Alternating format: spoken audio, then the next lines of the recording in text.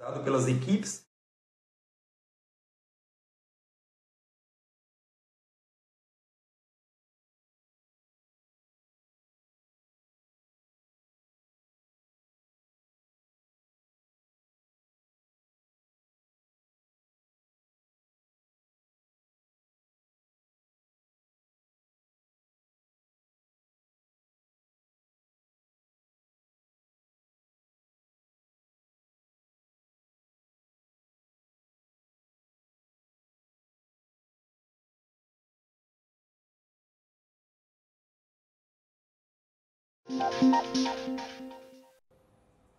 Boa noite, seja muito bem-vindo ao Jornal do Rio de hoje. Motociclista morre depois de ser baleado na cabeça por um PM. A polícia militar disse que o agente participava de uma perseguição e que o tiro foi acidental. Justiça mantém a prisão da mulher que confessou ter matado o namorado com um brigadeirão envenenado.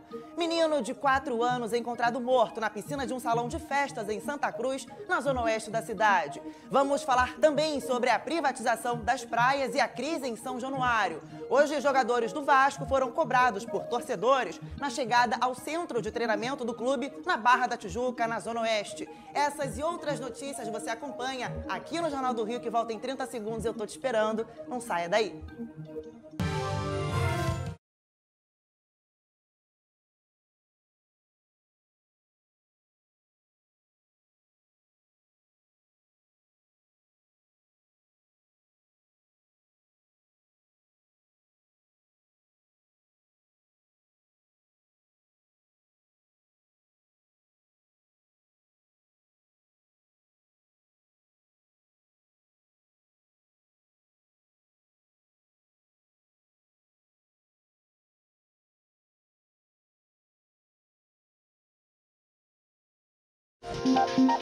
E olha, a Polícia Civil está atrás de imagens de câmeras de segurança e também de testemunhas que ajudem a esclarecer as circunstâncias da morte de um jovem que passava de moto na comunidade Cidade de Deus, na zona oeste do Rio. O disparo feito pela PM, segundo a corporação, teria sido acidental.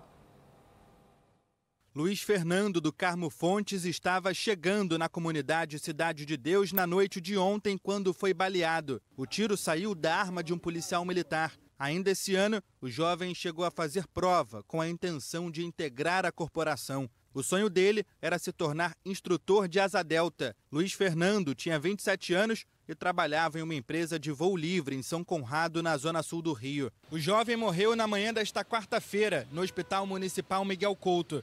De acordo com os agentes, o tiro que matou Luiz Fernando foi disparado acidentalmente. Em nota, a Polícia Militar disse que os agentes desconfiaram da atitude de Luiz Fernando quando ele passava pela Estrada dos Bandeirantes. Os policiais deram uma ordem de parada que não teria sido obedecida. Ele ia me ajudar a dar remedinho para os gatinhos, que ele era apaixonado.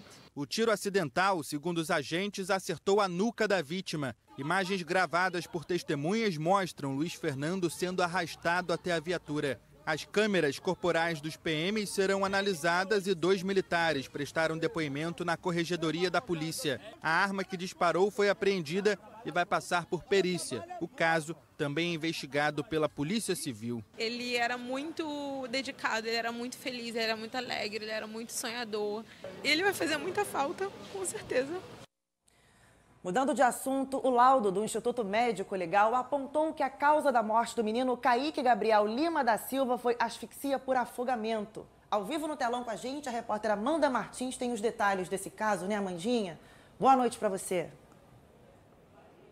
Boa noite para você, Yas, a todos que nos assistem aqui no Jornal do Rio. Pois é, esse laudo da necropsia saiu agora há pouco por parte da Polícia Civil, horas depois em que o corpo do pequeno Kaique Gabriel, de 4 anos, foi encontrado dentro dessa piscina em Santa Cruz, na zona oeste do Rio de Janeiro. Agora, os investigadores, Yasmin, querem entender se houve ou não negligência por parte da mãe e dos familiares que estavam em uma festa com o menino na última segunda-feira. Só para a gente entender o desaparecimento, ele estava com a família nessa festa, né, no salão de festas, quando, segundo a mãe, ele saiu para brincar com alguns coleguinhas e os familiares não perceberam que ele tinha sumido. Somente no dia seguinte, na terça-feira, por volta de 2 da tarde, é que a família se deu conta que o menino não estava na casa dos amiguinhos e nem na casa do pai. O pai, então, começou uma busca ali pelos passos que o menino poderia ter feito, né, na noite anterior, e tempos depois, né, na verdade, hoje de manhã somente, o corpo foi encontrado dentro de uma piscina. Então, agora, os investigadores querem entender todo esse percurso, porque a mãe disse que foi feita uma limpeza ali na piscina depois do desaparecimento da criança e não havia corpo. Volto com você. Seguimos acompanhando, Amandinha. Obrigada pelas informações.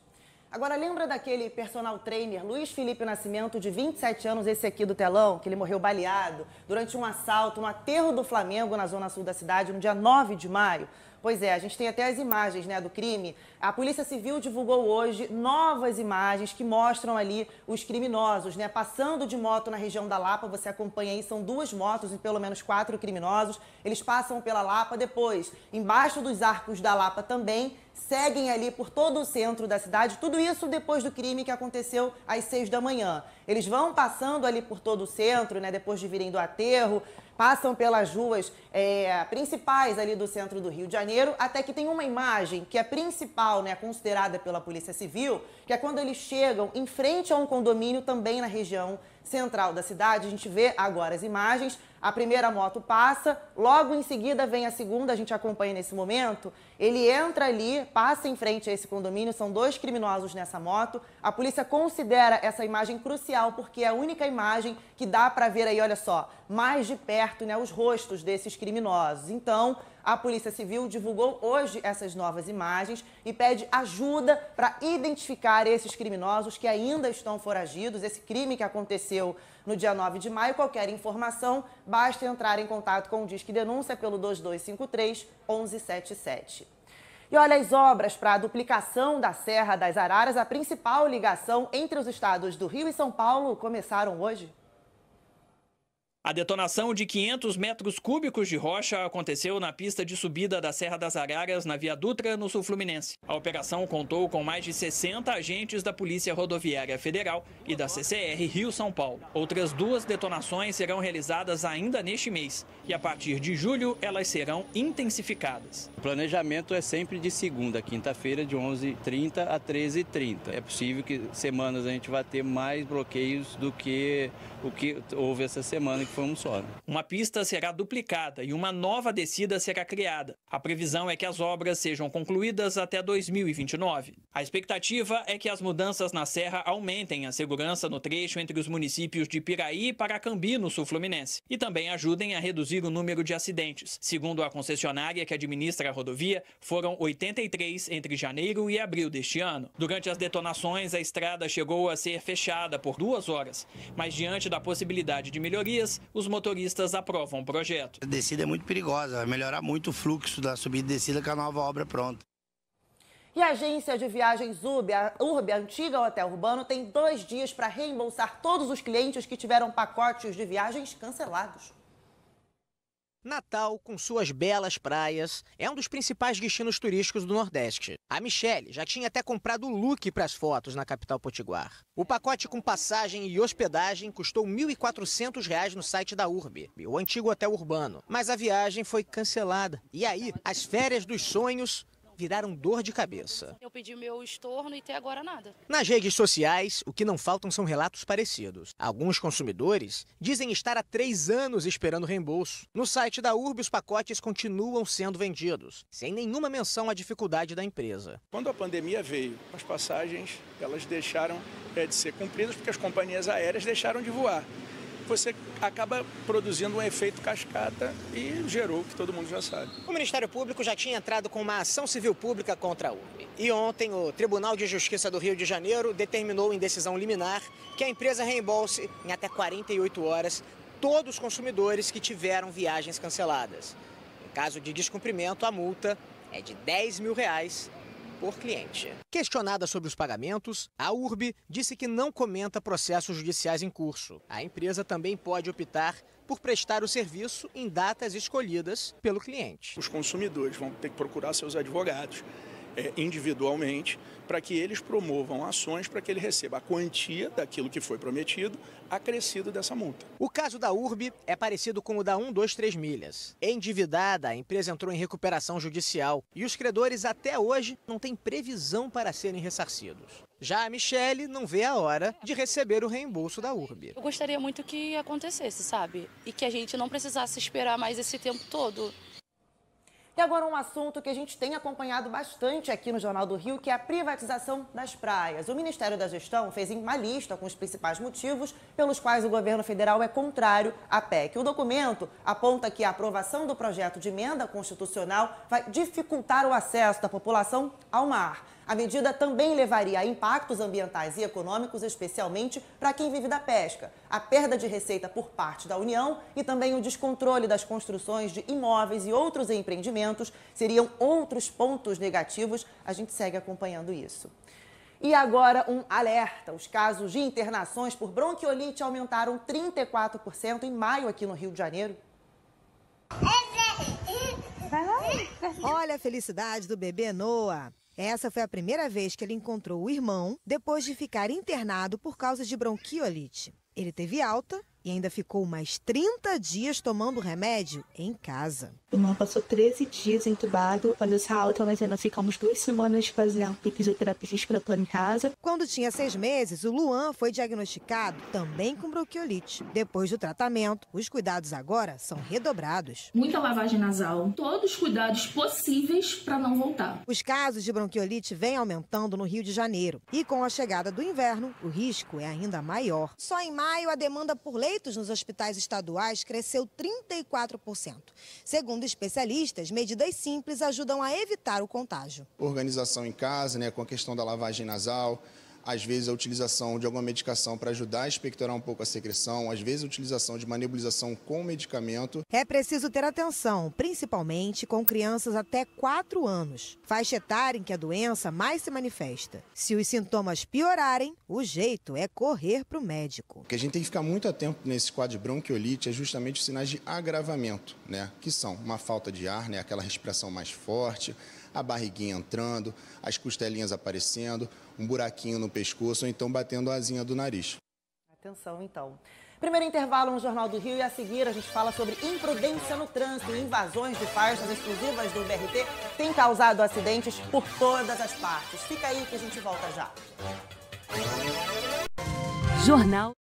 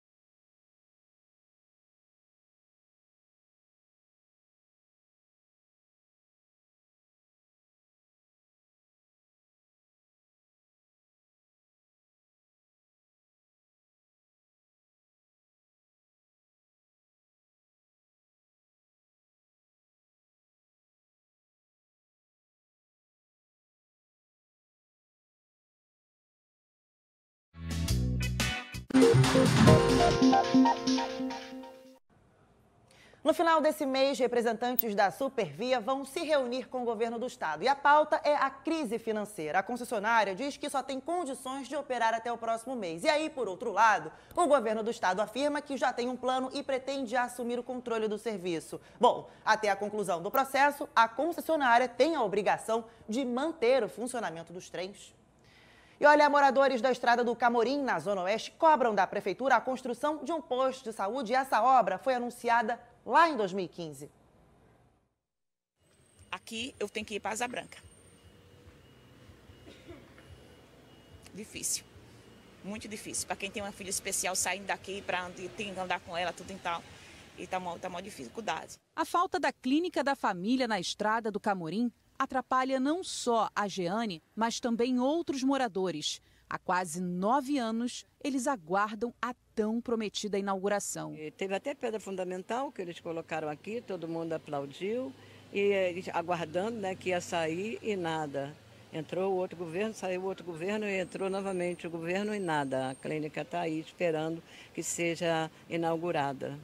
Cadê os aplausos? Agora é só tristeza.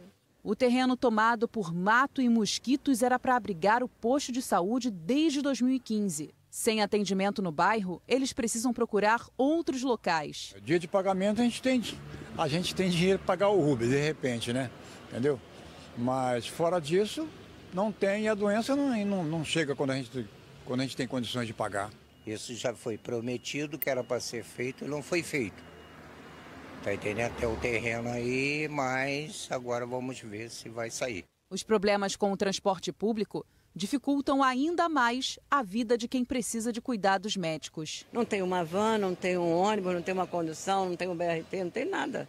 Para chegar até lá, você tem que ter carro, com uma pessoa que não tem a mobilidade conforme eu não tenho. E muitos outros aqui não têm, né? E tem que chegar lá a pé. Bom, em nota, a Prefeitura informou que um novo processo foi aberto para a escolha da empresa que fará a obra orçada em aproximadamente 9 milhões de reais. Sobre a falta de transporte, disse que 8 linhas de ônibus atendem o bairro e que, além de monitoradas por GPS, são obrigadas a atingir a meta de quilometragem diária. E olha, agora vamos falar de acidentes na faixa do BRT. Já são mais de 100 casos só esse ano. Vamos conferir. Cenas como essa se repetem quase diariamente. Invasões à faixa exclusiva do BRT que terminam em acidentes. Esse flagrante aconteceu nesta terça-feira, próximo à estação Cardoso de Moraes, em Ramos, na Zona Norte. O carro invade a pista e, ao fazer a curva, bate em cheio na mureta. O motorista, de 27 anos, morreu no local. De janeiro a maio de 2024, foram 101 acidentes na faixa exclusiva do modal. 20 por avanço de sinal, 21 por invasão da pista e 60 por conversão proibida. A Prefeitura fez um grande esforço, paralelamente à revitalização de todo o sistema do BRT, de reforçar a sinalização, mas a gente vê que as pessoas insistem. Não há pressa que justifique esse acidente. Mesmo com aviso de conversão proibida e placa de fiscalização eletrônica, esse ponto aqui, próximo à estação Centro Metropolitano, é um dos recordistas de acidentes. Ontem mesmo à noite, um carro invadiu a pista e bateu no BRT. Circular na faixa exclusiva é considerada infração grave e gera multa de R$ 195 e 5 pontos na carteira. A lei permite que os veículos destinados a combate de incêndio, salvamento e viaturas policiais tenham livre circulação, mas apenas em casos de urgência. Na semana passada, um carro da Polícia Militar invadiu a pista e bateu no ônibus. Com o impacto, o veículo capotou. Os acidentes também geram impacto à população. Nenhum carro da Prefeitura roda se não tiver em perfeitas condições, então é um carro que só vai voltar à operação no mínimo dali a 24 horas. E olha, 4 pessoas foram indiciadas pela Polícia Civil por contaminação da água na bacia do Rio Guandu. Você deve lembrar desse caso. Uma espuma branca afetou o abastecimento na região metropolitana em agosto do ano passado. E aí, segundo as investigações, houve responsabilidade de sócios e também diretores de uma empresa que produz sabão e lava louças em Queimados, na Baixada Fluminense. Agora, o relatório desse caso foi encaminhado ao Ministério Público do Rio. E atenção, moradores de Itaboraí, na região metropolitana. O fornecimento de água será interrompido nesta quinta-feira por conta de uma ação de melhoria na estação de tratamento de água Manilha. Já na sexta-feira, a intervenção será feita em uma rede que abastece ali os municípios de Queimados e Japeri, na Baixada Fluminense. Então, a gente sabe, até que os serviços sejam normalizados, economizem água. Última pausa e a seguir, crise em São Januário. Jogadores do Vasco foram cobrados por torcedores na chegada ao centro de treinamento do clube, na Barra da Tijuca. Fica aí que a gente volta já.